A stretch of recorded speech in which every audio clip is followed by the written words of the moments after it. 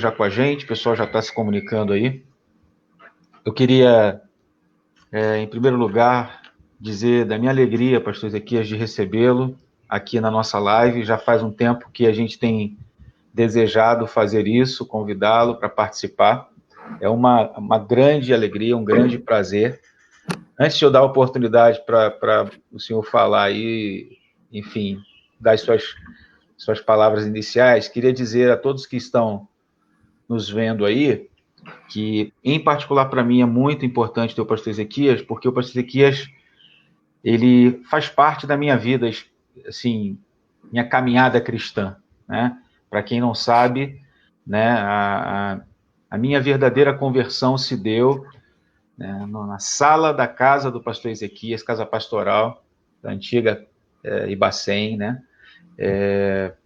Foi num dia de semana, depois de muitas lutas e crises de todas as espécies, emocionais, espirituais, e lá na casa dele, a gente conversando, ele ministrou a palavra de Deus sobre a minha vida, e eu pude ali receber Jesus como meu Senhor e Salvador.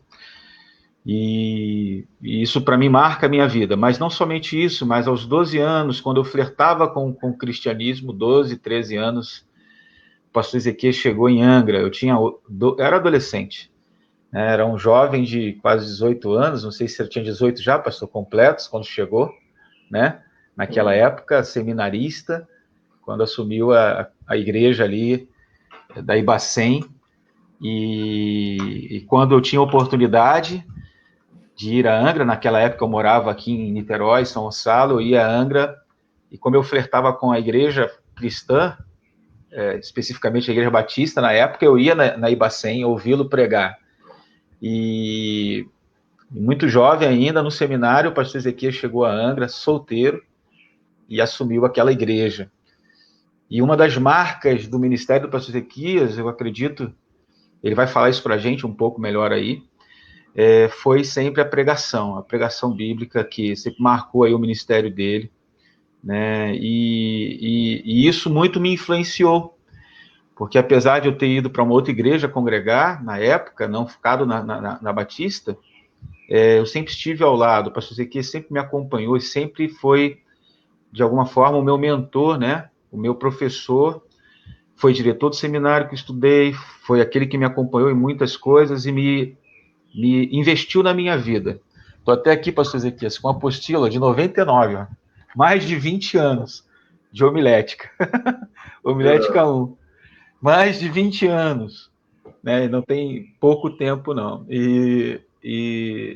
Então, assim, uma coisa que eu gostaria de registrar aqui antes de qualquer coisa, que o pastor Ezequias, ele foi e ainda continua sendo uma pessoa muito importante para mim, no meu ministério, na minha trajetória, na minha caminhada como discípulo de Jesus. E eu agradeço muito, do fundo do coração, a sua presença, pastor. E queria abrir a nossa conversa dizendo para que o senhor fale para a gente um pouco aí da sua trajetória, do seu ministério, da sua família, né?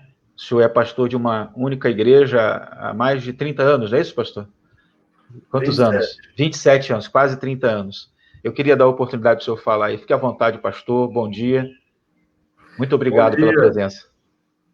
Bom dia, pastor Luiz Felipe. Bom dia, amados aí que estão acompanhando a gente ao vivo também. E realmente eu recebi com um senso duplo, não? Um prazer e uma imensa responsabilidade. Por mais que a gente, nesse período aí de 5 meses, a gente tenha se esmerado em fazer tantas lives, né? Eu tenho pregado, por exemplo, daqui a pouco, por exemplo, meio-dia eu estou pregando no Instagram, amanhã prego no Facebook, na quinta prego no YouTube, na sexta prego no Zoom, enfim, eu vou diversificando as plataformas e Deus não tem deixado a sua igreja sem testemunho, né? Mas é isso mesmo, Felipe, é uma bênção poder ver que, por graça de Deus, não por mérito nenhum meu, o Senhor realmente lhe tem tido como precioso, como obreiro aprovado ao longo aí desses anos formação, de ministério e tudo mais. Mas é tudo disso, né? Eu sou casado com a Débora, né? Que também é professora na área de educação, na área de aconselhamento bíblico. Temos um filho adolescente com 15 anos, o João Marcos, estudando aí no ensino médio e servindo ao Senhor aqui com a gente também. Nesse período da pandemia, ele se viu numa responsabilidade ainda maior de me assessorar nessa questão aí das transmissões, e louvo a Deus pela vida dele. E é isso, tenho tido o privilégio de ser pastor de uma igreja só, desde 1994, início lá em janeiro, desde janeiro de 94, então já caminhando aí para os 27 anos, muita dependência de Deus, porque já vivi várias fases no ministério, fizemos uma transferência de lugar e parece que, a grosso modo, pode parecer simples, mas não é. Você sair de uma rua, você ir para a rua principal. Estamos aqui envolvidos em uma igreja que pretende estar presente na comunidade e que tem realmente como marcas a palavra, né? A centralidade da palavra e o avanço missionário também nas missões é um outro tema que me é muito caro. Mas, se não for por conta do testemunho da palavra, sem dúvida nenhuma, a gente não subsistiria aqui neste lugar, não. Amém. Pastor, como é que foi o seu primeiro contato com a questão da pregação? Eu sei que o senhor é filho de pastor, de missionário, mas como foi essa questão do despertamento para a pregação da palavra, né? Como é que se deu isso na sua vida? Então, em 1992, isso já vai um bom tempo aí, depois o pessoal vai fazendo as contas, né? 1992, eu tinha 17 anos e assumi um ponto de pregação na cidade de Teófilo Otoni, Minas Gerais. Eu até tive, o ano passado, o privilégio de voltar a Teófilo Otoni. Eu não tinha voltado desde a minha consagração ao ministério, que foi lá em 1994, né? Então, desde 1994, eu não voltava em Teófilo Otoni. Então, eu tive a responsabilidade de pregar semanalmente. Porque, como filho de pastor, ainda mais pastor missionário, meu pai sempre foi missionário, sempre foi pastor de igrejas pequenas, entre aspas, né? Igreja pequena pode parecer um tom pejorativo, mas igrejas aí que a família do pastor tinha que trabalhar, né? Minha mãe trabalhando com as mulheres, eu tinha que trabalhar com os jovens, aprendi a tocar violão para tocar onde? Nos cultos, né?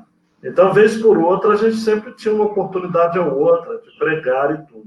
Mas de maneira sistemática, toda semana, foi em 1992, graças à confiança do pastor Marcos Vieira Monteiro, não me esqueço, hoje ele é pastor da Primeira Igreja Batista de Fortaleza, e até hoje é alguém que eu tenho um carinho, um contato semanal, porque ele confiou, né, a um rapaz de 17 anos, a oportunidade de pregar num ponto de pregação toda terça-feira à noite. Aí que eu consegui realmente fazer os esboços direitinho, montar os estudos, ainda de maneira assim, muito naquilo que eu ouvia os outros pregando. Referência de pregação era o meu pai, obviamente, o próprio pastor Marcos, não é?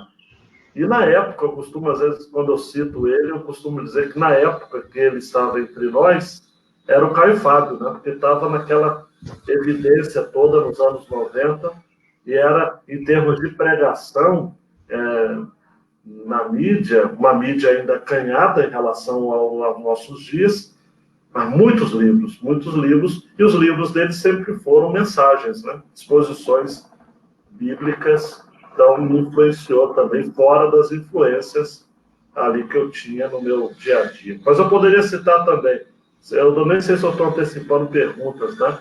O Ivênio dos Santos também foi uma referência para mim. Né? Pastor Batista, e ele ou ouvi algumas vezes e fiquei impressionado. Foi professor do Seminário Bíblico Palavra da Vida também, na área de homilética, durante vários anos. Então, serviu de influência também, mais de fervor em relação à palavra, né? Me ajudou muito, muito, muito, muito. Ele, obviamente, não... pastor, eu tenho uma apostila do Ivênio dos Santos, ó. Isso. De homilética, ó. Arte da comunicação.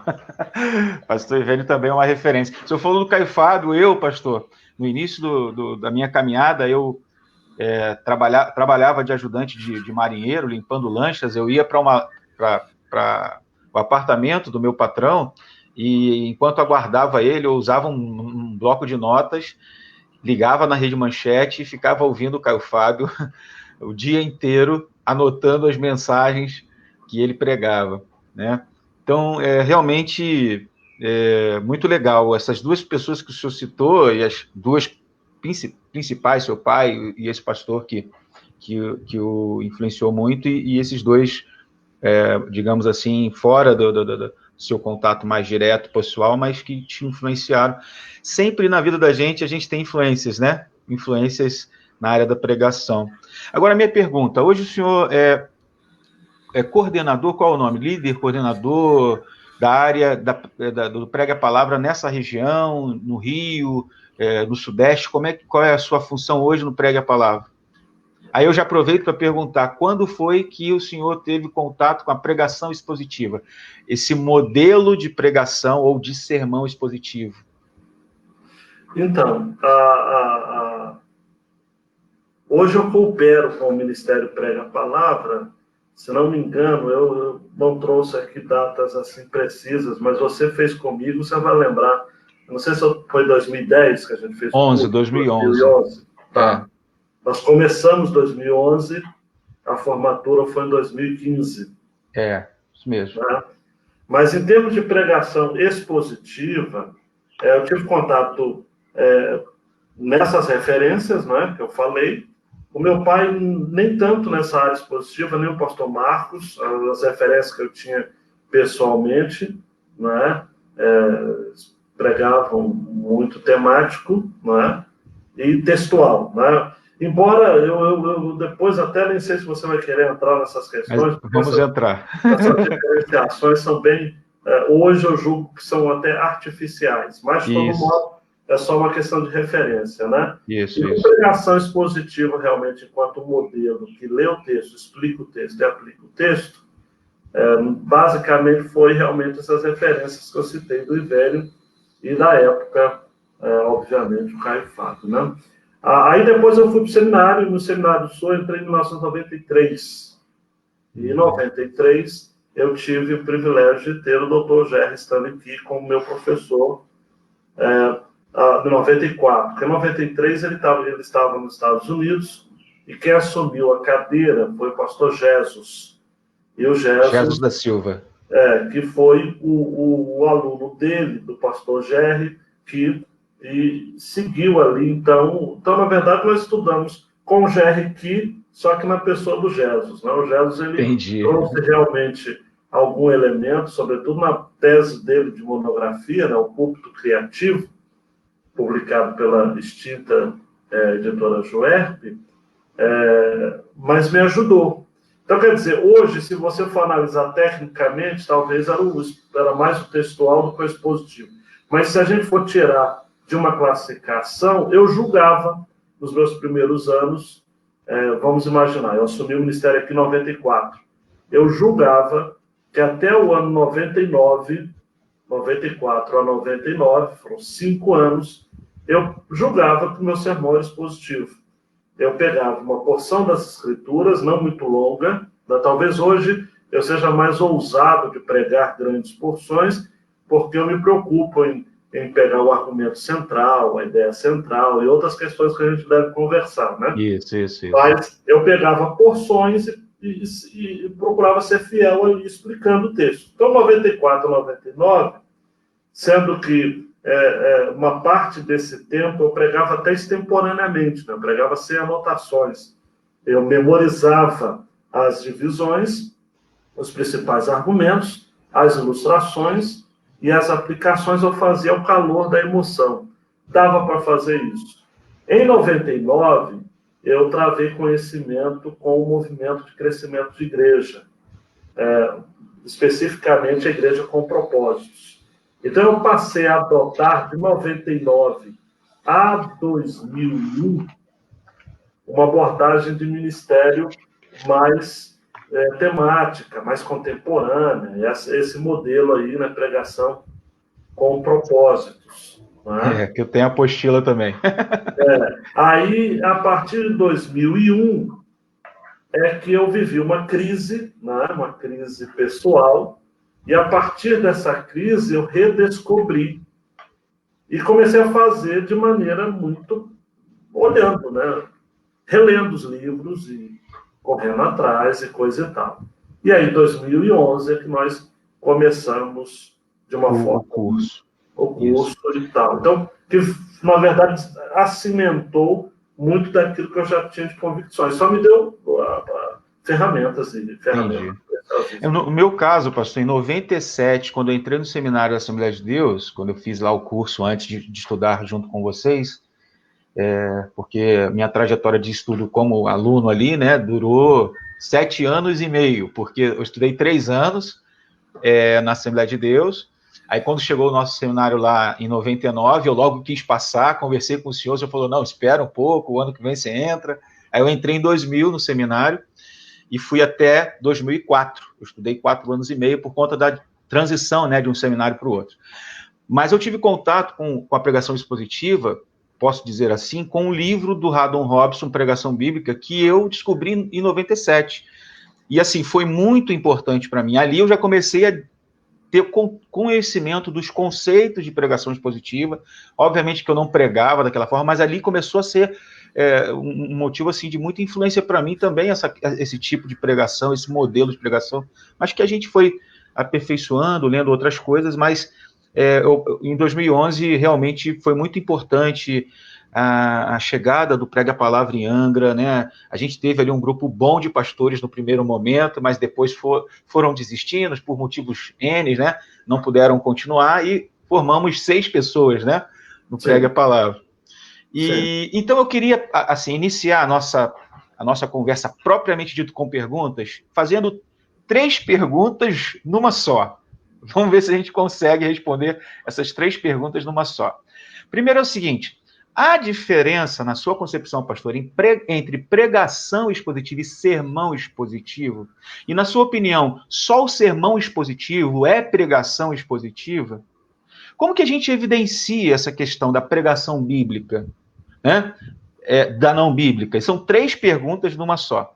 Há diferença entre pregação e sermão expositivo? Entendeu?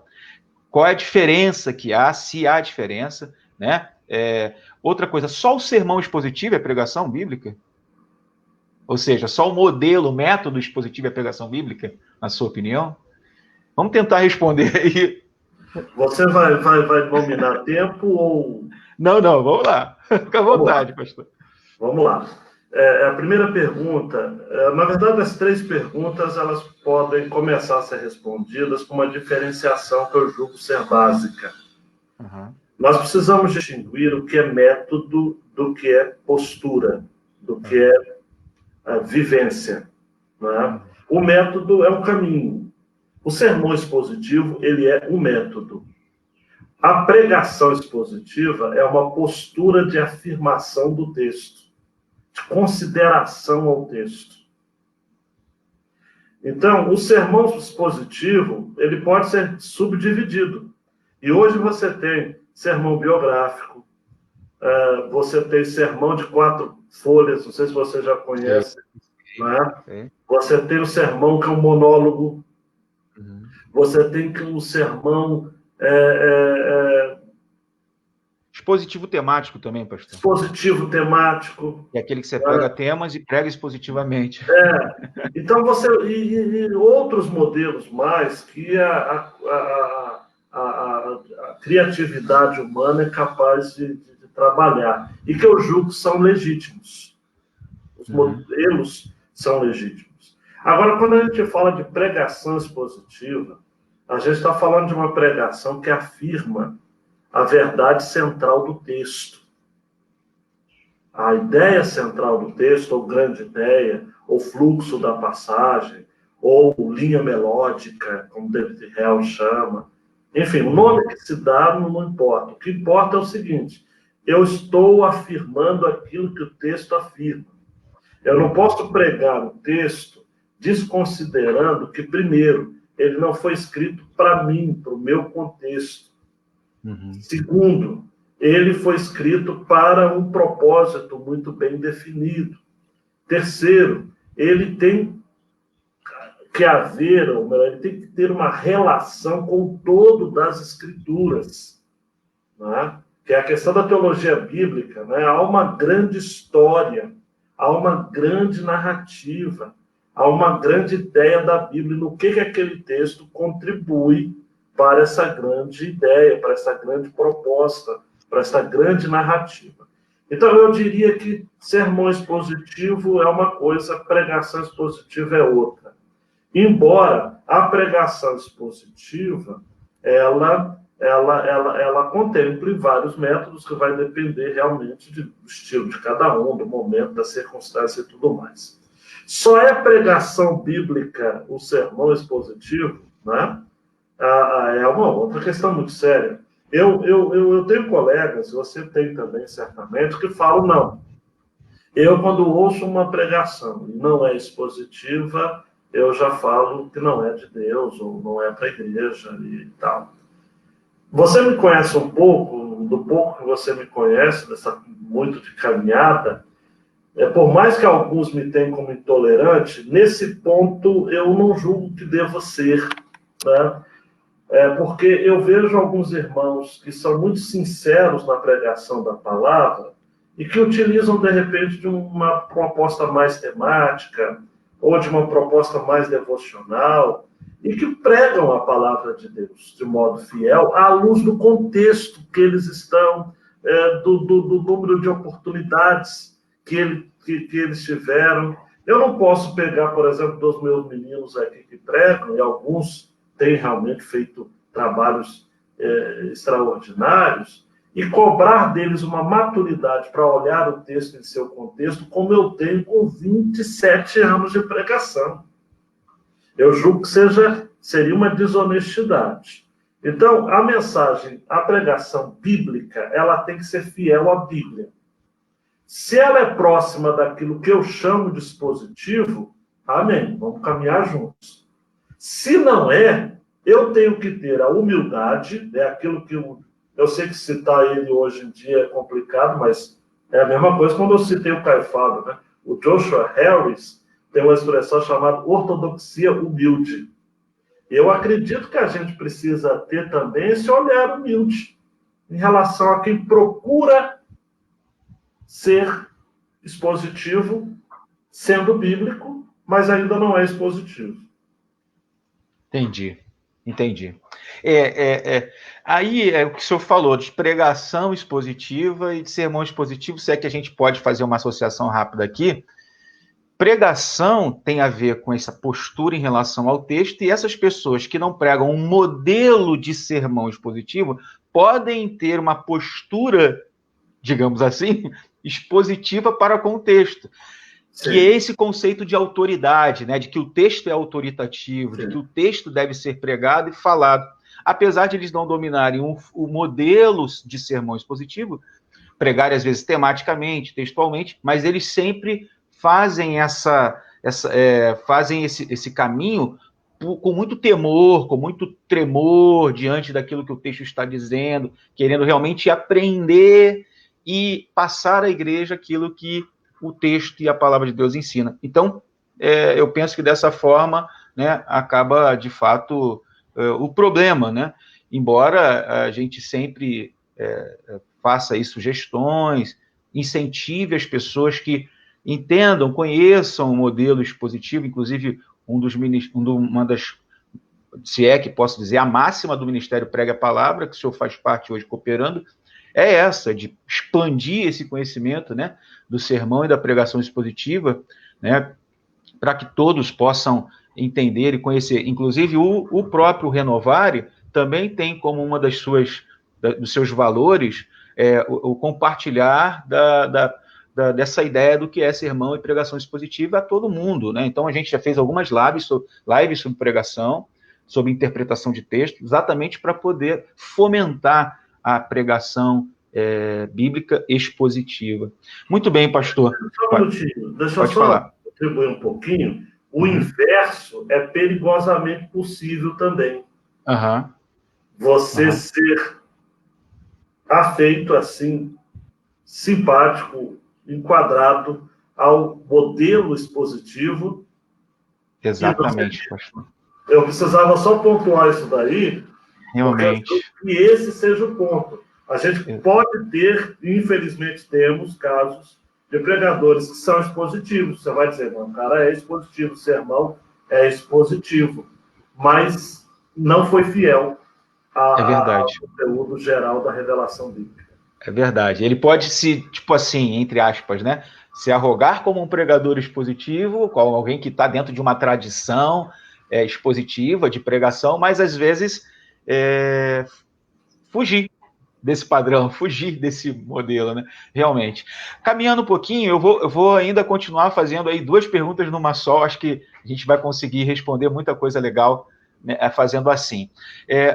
A segunda coisa que eu queria perguntar a você, pastor, é o seguinte: o que Deus espera de mim, de nós, quando a gente se envolve com a tarefa de pregar?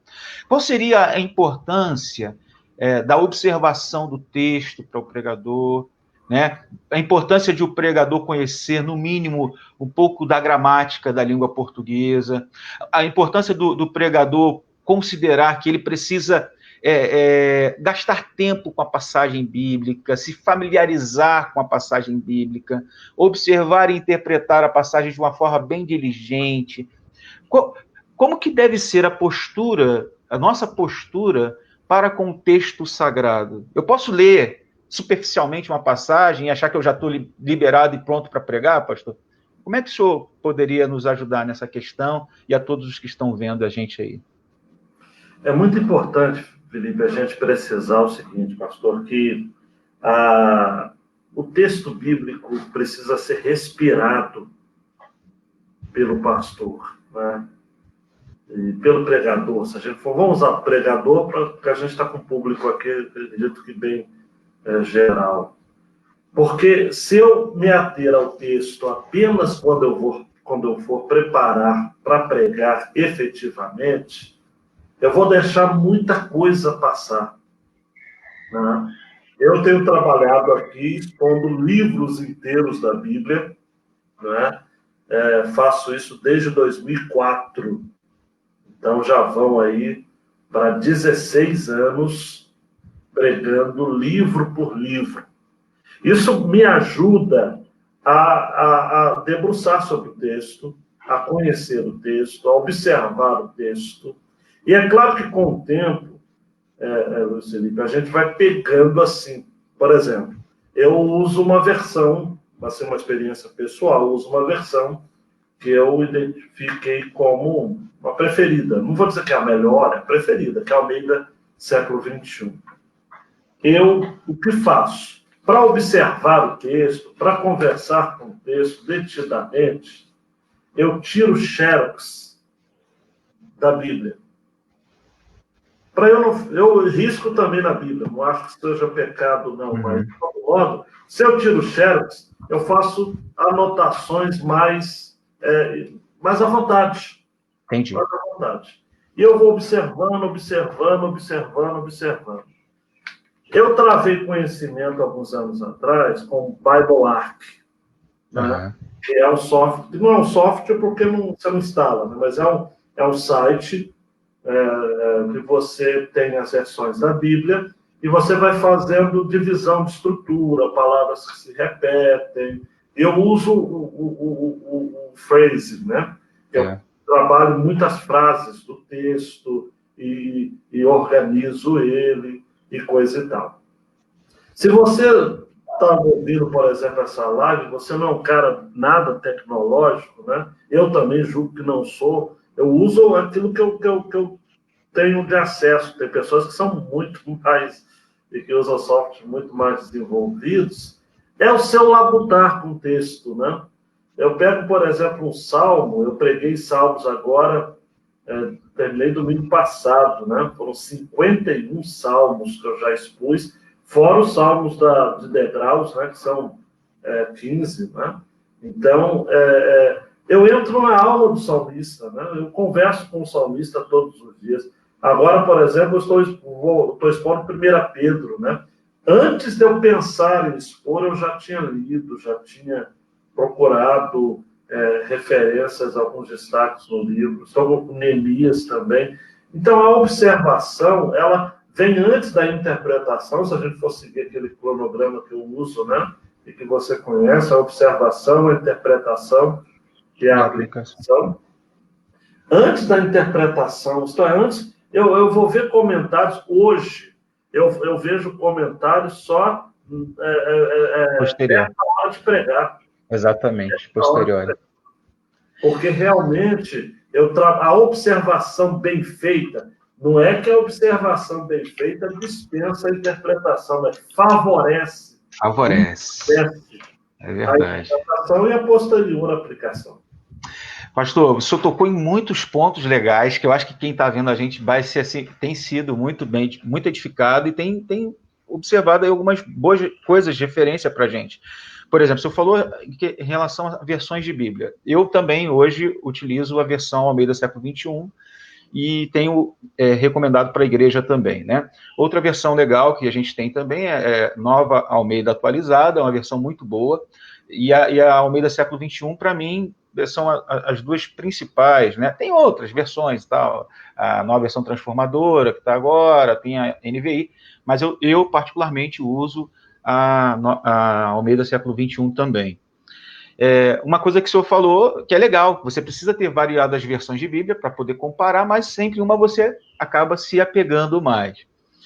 Outra coisa legal que o senhor falou a respeito de tirar xerox. Eu já não tiro xerox, mas eu utilizo pelo site da Vida Nova o texto da Almeida século XXI. Tem lá e coloco no Word. Eu sempre fazia assim, pegava o texto todo que eu ia pregar e colocava no Word. E esse trabalho de parafragração, né, esse trabalho de fluxograma, que o senhor acabou de falar do Bible Arc, que eu também conheço e hoje utilizo, mas antes de eu fazer assim, eu fazia no papel, no caneta no papel, depois eu comecei a passar a fazer no computador a partir do texto. Eu comecei com outro texto, eu pegava da NVI, pegava a Almeida contemporânea que eu tinha, né, o software da Bíblia Thompson, tinha também o software de outras Bíblias, então eu pegava e colocava no Word, e ali eu fazia esse trabalho, né? Agora, é muito importante essa observação, como o senhor disse, de separar as frases, as orações, de identificar os verbos, os substantivos, os personagens, as palavras que se repetem, como que o texto inicia, como que ele termina. Isso tudo nos ajudará nessa observação inicial antes da interpretação. A gente não, como o senhor mesmo disse, a gente não se exime de fazer a exegese, que seria uma interpretação respondendo à pergunta o que significou o texto, e nem a interpretação, que seria um outro tipo de interpretação, respondendo à pergunta o que significa o texto hoje para a gente, né? O que significou, o que significa. Agora, essa observação como um verdadeiro Sherlock Holmes das escrituras é importante, porque alguns detalhes eles passam despercebidos se a gente faz uma leitura superficial, não é verdade? Então, eu acho que é muito legal o pessoal que está nos vendo aprender e até descobrir também essas ferramentas. É importante que se faça isso. Agora, o Bible Arc é uma ferramenta gratuita que está aí acessível a todos nós, muito boa, né, pastor? O frame que o senhor falou é muito legal, porque ali você consegue separar as partes do texto, identificar cada uma delas. É algo extraordinário, fenomenal, muito legal. Ali você tem várias versões de Bíblia que você pode se utilizar, né, recorrer a elas. Muito legal. E tudo de forma tecnológica. Mas se por acaso, porventura, quem está nos ouvindo não consiga fazer isso, use o Word, ou use mesmo o caderno. O importante é que se faça, né? Ou faça como o pastor Ezequiel, tire cópia da Bíblia e ali você faz as suas anotações, escreve, todo um trabalho de preparação, né, pastor? E eu já vou para a próxima questão, porque eu penso assim, que existe todo um trabalho, né, de preparação, todo um trabalho, todo um caminho importante que a gente vai do texto até a pregação, né? Então, como que eu posso, pastor, como é que o senhor diria que eu preciso respeitar esse caminho que existe? Porque não há um caminho direto. Eu não posso ler a passagem e simplesmente vir direto para os nossos dias, né, pastor? Existe um caminho, né, de preparação, que a gente chama lá no Prega a Palavra de instruções de viagem. Existe um caminho que a pessoa deve fazer, né, para chegar até o texto. Qual é esse caminho, pastor? Como é que o senhor poderia identificar essas fases, dentro desse caminho do texto até o sermão, do texto até os dias de hoje? Porque só abro o parênteses, o próprio John Stott diz no seu famoso livro, né, Entre Dois Mundos, que hoje depois foi editado e mudado o título para Eu Creio na Pregação, que é inclusive o título do livro que me dá aí a influência para começar um projeto de pregação expositiva que a gente tem começado agora, de fomentação desse tipo de pregação, que é o projeto Eu Creio na Pregação. Ele diz que pregar é construir pontes entre dois mundos, né? Então você está sempre entre dois mundos, você permanece entre dois mundos, o da Bíblia e o de hoje. Qual é esse caminho, pastor? Existe um caminho direto? Então, na verdade, todo caminho direto é perigoso, né? Todas as heresias ao longo da história foi por caminho direto. É pegar o texto e falar, olha, esse texto quer dizer hoje isso, né? As interpretações apocalípticas, por exemplo, mais bizarras, são por conta de caminho direto. A pessoa pega e já interpreta para os nossos dias, e Gog e Magog é a Rússia, é o Putin, né? E outras barbaridades mais. Então, a cada época, levantam-se profetas do desespero, da catástrofe, justamente em cima de passagens diretas. É claro que a questão do olhar direto, às vezes, faz com que algumas pessoas sejam, em sua maioria das vezes, ingênuos até, né? Ingênuos, né? Você pega alguns textos, por exemplo, e a gente vê esse texto, é igual, por exemplo, o caso clássico, né? É o líder de louvor que começa o culto com o seguinte: irmãos, vamos louvar com alegria, que a palavra de Deus diz, onde o Espírito do Senhor onde está o Espírito do Senhor, aí há liberdade, vamos louvar o Senhor com liberdade. Mas Gálatas, Paulo não falou nada sobre liberdade para louvar. Ali era liberdade para sair das amarras da lei, né, para viver uma vida da graça debaixo do jugo de Jesus. Então, o ir direto é perigoso por conta dessa ingenuidade, que em alguns níveis talvez não vai estar causando muito mal, mas em outros pode, né? É a velha fórmula do sal, né? O NaCl, né? O cloreto de sódio, né? Só é sal porque os dois estão juntos. O cloro sozinho é veneno e o sódio sozinho é veneno, né? E dependendo da dosagem pode matar, mas combinado na dosagem certa, né? Acaba servindo de tempero, né? E é duro comer uma comida sem sal, né? Então, existem mensagens, se a gente for usar essa metáfora, né, na mensagem, sermões mortos matam, né? Pregadores mortos pregam sermões mortos e sermões mortos matam. Então, sem querer, essa é uma ferramenta do Prega a Palavra que a gente demanda tempo, né? É 1h30 falando, né? Mas é muito importante a gente conhecer, primeiro, o contexto histórico, né?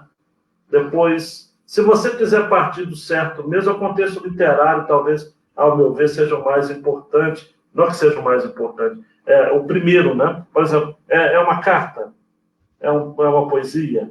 É uma narrativa? Né? Se é narrativa, você tem que ver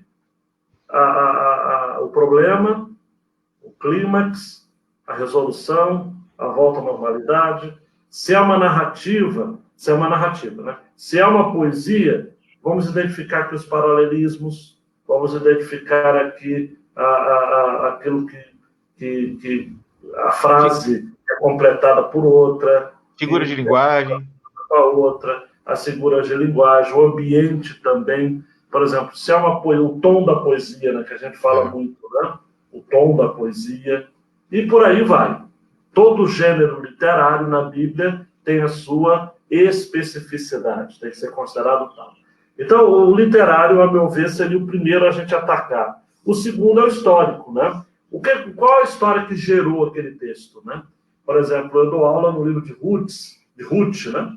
E é muito interessante, né? Porque eu tenho que cavucar ali, o contexto ali dos Juízes. Eu tenho que evocar, eu posso não cravar. Eu tenho um palpite, né? Do contexto do livro de Ruth, mas é um palpite, um contexto específico. Mas o contexto geral, que é o tempo dos Juízes, o próprio texto já diz, né? Na época que os Juízes governavam. Tá claro. Então eu preciso ler o livro de Juízes para interpretar o livro de Ruth. Por exemplo, eu vou estar expondo agora Neemias. Eu estou tendo que ler Esdras, estou tendo que ler Ageu, estou tendo que ler Zacarias, estou tendo que ler 2 Crônicas. É básico. Porque no cânon hebraico, Neemias é um livro considerado de profeta anterior, né? Que muitas pessoas não conhecem essa nomenclatura, né? Porque são os livros que são pano de fundo histórico para o ambiente dos profetas, né? Então aí eu estou, na verdade, mesclando dois contextos que, se eu fosse rigorosamente técnico aqui, eu separaria, que é o contexto histórico e o contexto bíblico. Há uma diferenciação, né? Mas eu não quero ser muito técnico, porque a nossa fala aqui é uma fala mais pastoral. Mas existe uma diferença técnica entre o contexto bíblico e o contexto histórico. Depois eu poderia estar falando do contexto teológico. Aí é muito importante. É importante demais, pastor. É o que poucas pessoas consideram, né? Essa reflexão teológica. Porque a teologia bíblica no Brasil é um assunto recém-estudado. A gente estava acostumado, nos anos 90, a gente estudava no seminário teologia bíblica do Antigo Testamento e teologia bíblica do Novo Testamento, mas era muito por temas. Era uma espécie de teologia sistemática bíblica. Exatamente. Né? A única diferenciação, assim, a grosso modo, é de que, por isso que quem quer uma live técnica vai ficar até frustrada com essa, porque eu não estou indo por essa linha mesmo. Mas se eu fosse diferenciar, a teologia sistemática, ela se preocupa com o tema pensado nas escrituras, né? A teologia bíblica seria uma coisa mais pormenorizada nas porções do tipo profeta, Pentateuco, históricos, profetas, evangelhos, epístolas e tudo mais. Ok? Mas o contexto da teologia bíblica que eu compreendo hoje, que você também compreende, é a questão do assunto central da Bíblia. Exatamente. E aí, algumas perguntas, né? O que esse texto diz respeito, onde ele está na história geral da Bíblia, né?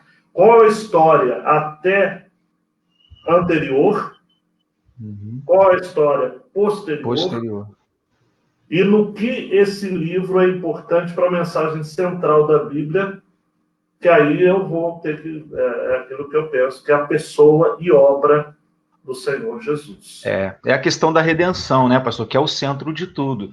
Porque existe uma história por trás dessa história que a gente está lendo ali no texto bíblico em si mesmo, que ela é a metanarrativa, né?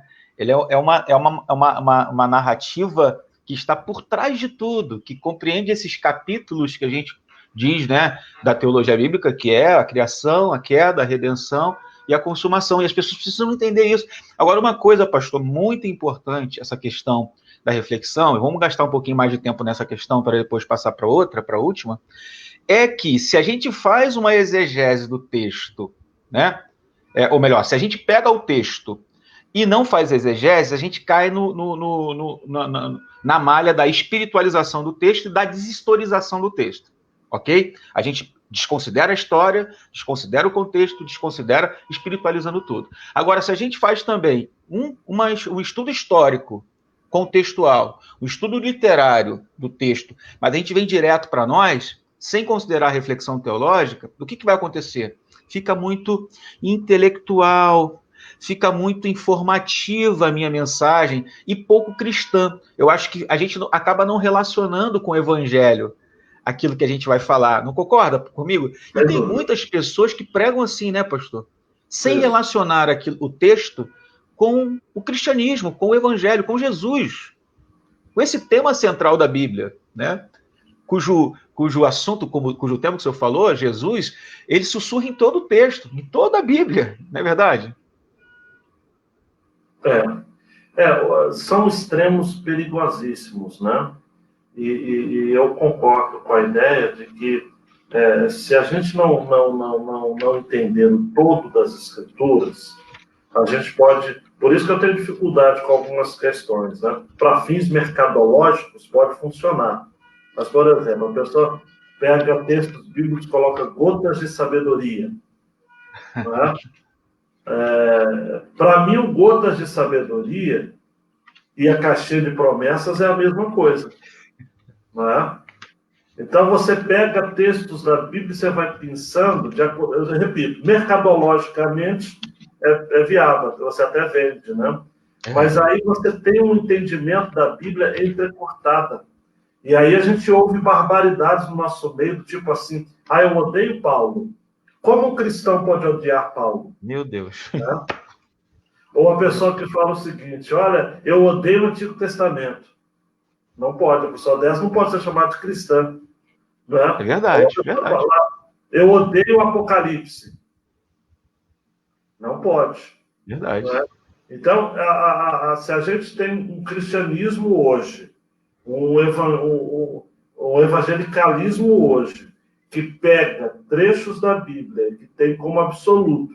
Por isso, por exemplo, eu sou contra até Bíblia que tem a letra, os ditos de Jesus em letra vermelha, porque eu acredito que se for pintar de vermelho tudo que diz respeito a Jesus na Bíblia, vai ter que pintá-la de Gênesis 1 até Apocalipse 22, 20. Verdade. Não tem como. Verdade. Vamos usar a Bíblia toda. Então, é importante isso. Agora, o trazer o que a Bíblia diz respeito de diferencial para a humanidade é justamente essa. Ela não é apenas um gotejo da sabedoria divina. Porque nisso, o Alcorão tem muito de sabedoria, aquelas cartas lá do Krishna, do Siddhartha Gautama. Existem outras histórias da filosofia também escolar, da filosofia tanto grega quanto escolástica, a posteriori. A questão do monasticismo foi um movimento que produziu documentos de fé piedosa incrível e que merece realmente ser conhecida. Quem gosta de estudar os pais do deserto e essa série de coisas mais. Agora, a Bíblia ela é rica, por quê? Porque ela é a fonte pura da revelação de Deus. Agora, desde que ela seja compreendida assim, obviamente. Sempre com essa tônica do Evangelho, né? Então, a pergunta importante é como que o Evangelho afeta o que está acontecendo nessa passagem aqui? Como que ela se relaciona com a figura de Cristo, a sua pessoa, a sua obra? É muito importante que a gente faça essas perguntas, né, pastor? Agora, indo para o senhor falou do contexto histórico, da exegese, falou da reflexão teológica, existe a última parte, né, que é a parte da homilética propriamente dita e da aplicação do texto, que é a última fase do caminho, né? Você quer falar alguma coisa sobre isso? Para a gente passar para a próxima pergunta? Então, muita gente que faz o Prega a Palavra, que é um ministério que a gente tem aí no Brasil e formando, atualmente a gente está vivendo essa transição para o online, não sei, eu não me pergunte, porque eu não sei ainda como vai ser, não sei se é o ideal também, né? Por isso que realmente eu nem vou entrar muito em detalhes quanto a isso, porque eu tenho para mim que o diferencial do Prega a Palavra sempre foi o pessoal, né? Encontro. Eu acredito que se a gente for para o campo... Eu tenho dado aulas no Zoom, mas no Google Meet, mas realmente não substitui. É mais para manter a chama do que realmente para começar algo. Mas eu sempre digo o seguinte: o Ministério do Pregar a Palavra não trata de homilética, né? O foco é na hermenêutica, é na interpretação bíblica mesmo, né? Agora, a formatação homilética era bonita, né? Uma peça homilética bem feita, eu julgo que seja uma arte. Uhum. É uma arte você realmente pegar todo o seu material estudado e conseguir realmente colocar ali pontos, subpontos e tudo, as aplicações. Eu julgo que esse seja um trabalho, por último, que eu faço e que eu procuro me dedicar bastante. Por quê? Porque é apresentação, né? Não é que se eu tenho uma boa apresentação formal, mas eu não tenho conteúdo, eu vou ser um fanfarrão, né? Uhum. Mas, em compensação, se eu tenho muito conteúdo e eu peco na apresentação, eu vou ser um cara cansativo, um cara monótono. A mensagem realmente fica difícil. Agora, meu pastor, desculpa te interromper. Quando eu falei de homilética e aplicação, na verdade eu quis usar aquela ideia mais do Hume, do David Hume, que você pega o texto, estuda ele histórico e contextualmente, depois você faz a reflexão teológica, mas aí você pensa no público, você pensa nas pessoas e nas aplicações e implicações daquele texto. Não necessariamente, até para a gente manter, como a gente falou mesmo desde o início, essa visão mais pastoral, de como que o pregador ou o pastor precisa considerar as implicações e aplicações da passagem e também o seu público. Porque a gente, às vezes, faz a exegese bíblica, mas não faz a cultural. A gente não lê as pessoas. A gente não se preocupa quem é que está ouvindo a gente e como que a gente vai comunicar aquela verdade a elas, de uma maneira direta, né? Então, essa talvez seria a última fase ali. Eu não estou nem me atendo necessariamente à parte de estruturação do texto, não, mas essa parte da mensagem mesmo, né? Do que eu vou falar, para quem eu estou falando e o que eu tenho que comunicar. Que eu acho que esse é um caminho interessante também, né? A parte da aplicação, eu tenho lidado com pastores aí do Brasil todo ao longo de alguns anos, e eles sempre falam, Ezequias, poxa vida, eu quero um material, eu quero um caminho para trabalhar a aplicação. Tem bons livros, né? O livro do Mark Dever é uma boa referência.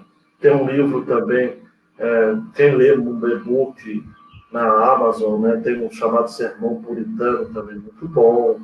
E tem outros trabalhos, né? Em termos de material, a gente tem. Mas, a grosso modo, nossa proposta aqui, bem pastoral, boas aplicações surgem no contato do pastor com a sua realidade, né? É o pastor que lê jornais. Hoje ninguém lê jornal mais, mas está amparado na questão das notícias. É um pastor que não é escravo das ideologias do momento. Isto é, ele não vê a realidade pelo óculos da direita ou pelo óculos da esquerda. Ele é alguém que vê a notícia como um todo, analisa o drama humano. Então, se indigna em relação ao racismo. E como diz o Ziel Machado, não basta não ser racista, você tem que ser antirracista, né?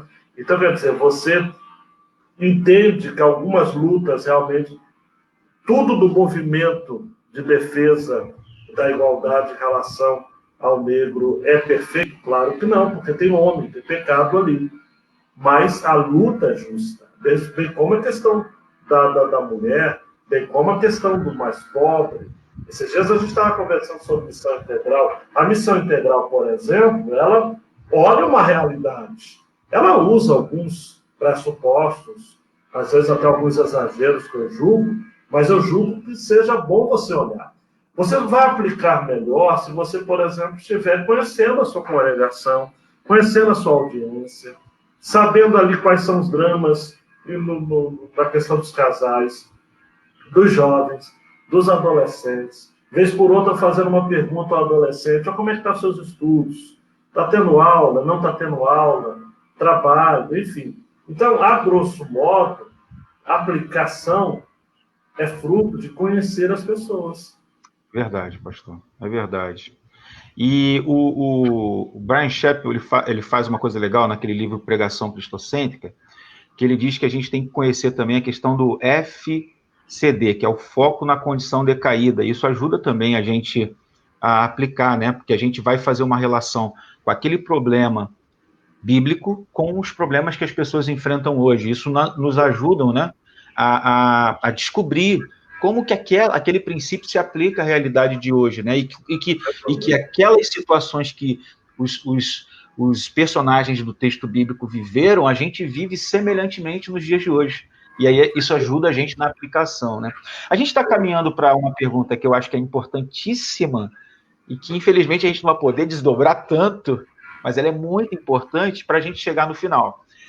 Essa pergunta da questão da ideia central da passagem, né? Há uma ideia em cada passagem, em cada parágrafo bíblico, pastor. Há uma coisa que a gente precisa buscar ali, que é o cerne, é o assunto nevrálgico, na verdade, aquilo que é mais essencial. Porque eu costumo até explicar, né, que nós precisamos tentar diferenciar as folhas, os galhos e o tronco. Existe um tronco em cada passagem, em cada parágrafo bíblico, que a gente precisa descobrir? Eu creio que sim, né? Essa grande ideia do texto, ou a linha melódica, né? O David Hellman chama de linha melódica, ela precisa perpassar o texto todo, né? É mais do que o assunto, né? Porque são duas perguntas que a gente aprende, né? Qual é o assunto do texto e o que o texto diz a respeito desse assunto. Exatamente. Né? Então não se trata só de falar, não, esse texto fala sobre amor. Não, no que esse texto fala sobre o amor? Não, esse texto fala sobre perdão, mas no que esse texto fala sobre o perdão? Né? Então, é muito importante a gente dizer o seguinte, você vai pregar aquilo que o texto diz, então você precisa identificar isso.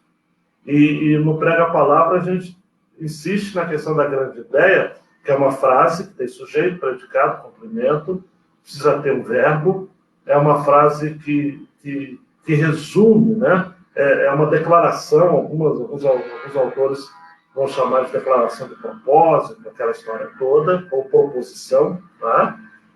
Mas, de todo modo, é essa a ideia, né? Então, quer dizer, o texto fala, eu preguei no domingo passado, no Salmo 51. O Salmo 51 fala sobre o coração do pecador quebrantado que decide viver uma vida diante de Deus. Em linhas gerais, eu entendo que o pecador quebrantado, ele quer viver uma vida diante de Deus. Então, como é que ele vai viver diante de Deus?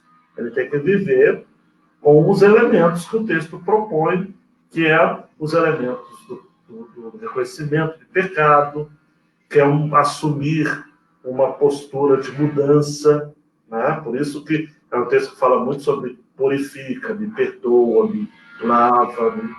E tem uma atitude, né? O salmista termina o salmo falando de uma atitude de cultuar, né?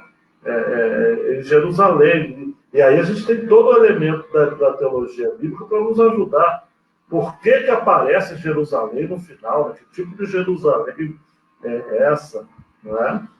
É a Jerusalém nacional ou é a Jerusalém enquanto lugar da habitação do Senhor, que Apocalipse vai dizer que vai descer da parte de Deus?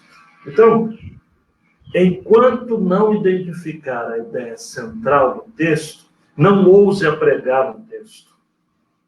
Isso é muito sério, pastor, porque muitas pessoas vão para o púlpito sem ao menos fazer essas mínimas, ter esse mínimo transpirar, né? Que a gente acabou de dizer aqui na nossa live.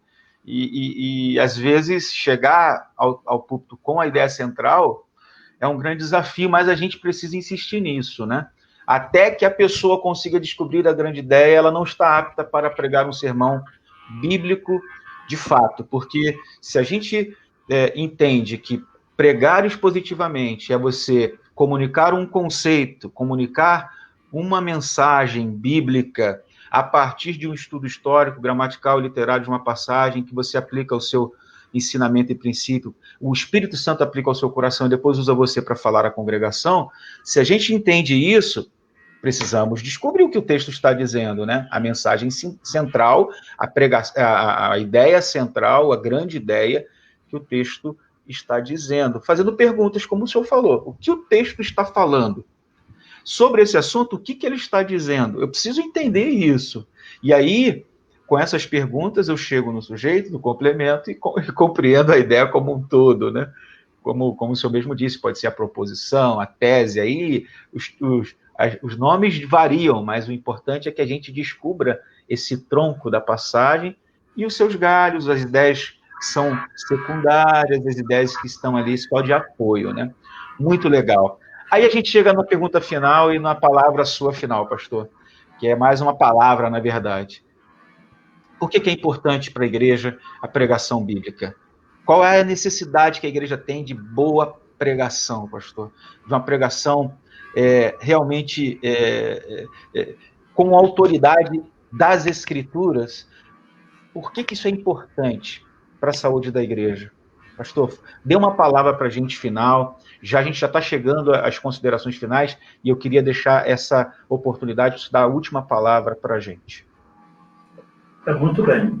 A gente não pode terminar uma live sobre pregação, né, sem citar o texto áureo, né? Existem todos os textos, vários textos são relevantes, mas 2 Timóteo 4:2. Prega a palavra. Insiste a tempo e fora de tempo. Aconselha, repreende, exorta com toda paciência e ensino. Tá? É interessante que nós temos muitos pregadores de palavras, tá? Mas nosso desafio é ser um pregador da palavra, muito específico nesse sentido. A pregação da palavra é algo exaustivo. Eu tenho defendido aqui, Luiz Felipe, de que a parte principal do culto é a pregação da palavra. A música, ela é serva da palavra, né? O culto precisa trabalhar para que a palavra apareça, né? Por isso que quanto mais simples for e sem distrações, os puritanos falavam de que o culto tem que ser nu, né? Nu no sentido de sem distrações, sem apetrechos, adereços que possam confundir, né? Então, quer dizer, um bom coral é bom para a igreja? Um bom ministério de música, mas tudo precisa estar voltado para a palavra, né? O som precisa estar voltado para a palavra. A música precisa estar voltada para a palavra. Muito bem. Só que, para isso, os pastores, eles precisam, e pregadores, precisam se dedicar mais, né? Então, quer dizer, essa coisa de você... Eu sei que livro é caro, eu não sou bobo, nem ingênuo, nem insensível para dizer, olha, compre tudo que você quiser, né? Mas compre tudo que você puder, né? Se você tem acesso a ir a um congresso, agora não mais por conta da pandemia, mas você, quando vai, você tem um queima aqui, você tem um desconto, né? Eu não tenho receio de falar isso, falo com você como alguém que é próximo e meus amigos também aí, você deixar de, muitas vezes, comprar algo, termos outras, né? E outras, para poder investir numa boa literatura, a igreja vai reconhecer lhe dando um valor? Talvez sim, talvez não. Na maioria das vezes, a igreja precisa ser educada nesse sentido também, mas isso seria um apelo para que as igrejas sejam mais generosas para os pastores, tema de uma outra conversa. Isso é importante porque boa parte do salário pastoral vai para a livro, né, pastor? Exatamente. Mas é importante se dedicar tempo, né? E aí eu quero terminar incentivando realmente a todos a dedicarem tempo, né? Eu quero terminar com uma história do John Stott compartilha, de um pastor que estava pregando sermões assim, sofríveis mesmo, né? E aí a liderança da igreja se reuniu com ele e disse o seguinte: pastor, o que está acontecendo? Ele falou o seguinte: é que eu estou tendo pouco tempo para preparar a mensagem, né? Eu preparo a mensagem muitas vezes no caminho para a igreja. É muita coisa. Então, no caminho que eu vou terminando, né? A igreja decidiu realmente fazer algo para ajudar o pastor, né? Colocou o pastor para morar do outro lado da cidade, né? Porque aí ele teria mais tempo para preparar a mensagem. Então, é engraçado, mas afere uma realidade, né? De que, de fato, pregar a palavra é exaustivo e precisa ser considerado como um trabalho pesado, né?